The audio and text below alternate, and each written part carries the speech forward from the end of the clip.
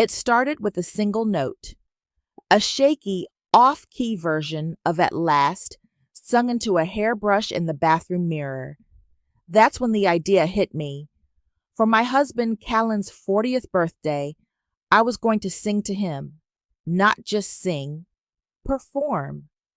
He'd always said my voice reminded him of sunlight on Sundays, whatever that meant. I wanted to surprise him with a real performance. So I found a voice coach.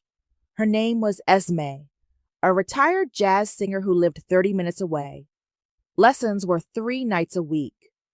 I told Callan I was volunteering for an after-hours project at work, something team-building related. He barely looked up from his crossword. The lying began like a pebble in a shoe, irritating but manageable. Then it grew, sneaking out, whispering into the phone, dodging questions about why I smelled faintly of incense and throat lozenges. It wasn't just the lessons, it was the guilt. Every time he asked me how work was going, I felt like a walking betrayal. Meanwhile, Callan was slipping too. Quiet dinners, long stares. One night, I caught him staring out the window, jaw clenched. "You okay?" I asked. He nodded slowly. "Just tired." But I knew that look. Something had shifted. It came to a head on a rainy Thursday. I came home to find him sitting at the kitchen table, an untouched glass of bourbon in front of him.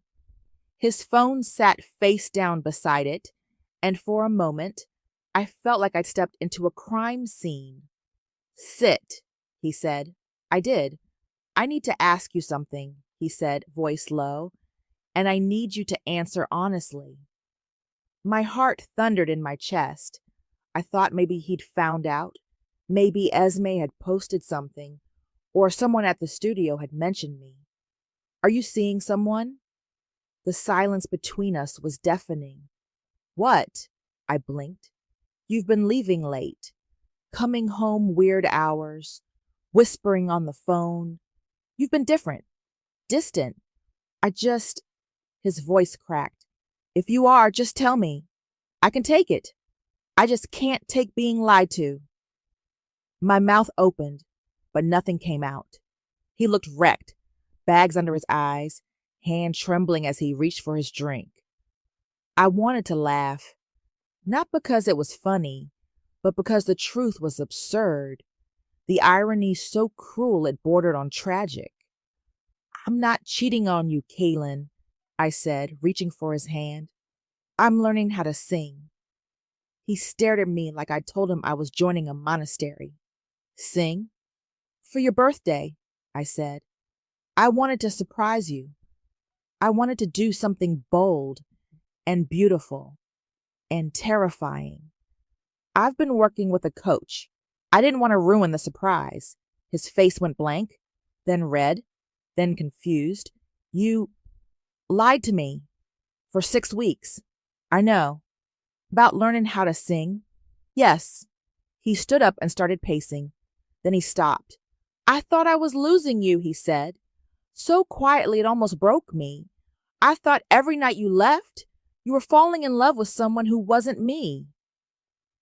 It's wild how love can rot from the inside out, not from betrayal, but from assumptions left to fester in silence. He rubbed his eyes, sat down again. "Can I hear you sing?" I laughed through my tears. "Absolutely not. Not yet. It's still terrible." But later that week, I let him peek through the door of my lesson. He cried. I did too. Not because the notes were perfect, God, they weren't, but because honesty, however late, still has the power to heal what fear tries to destroy. So now I have to ask, what's worse, the betrayal of lying about something sweet, or the heartbreak of believing the worst about someone you love? I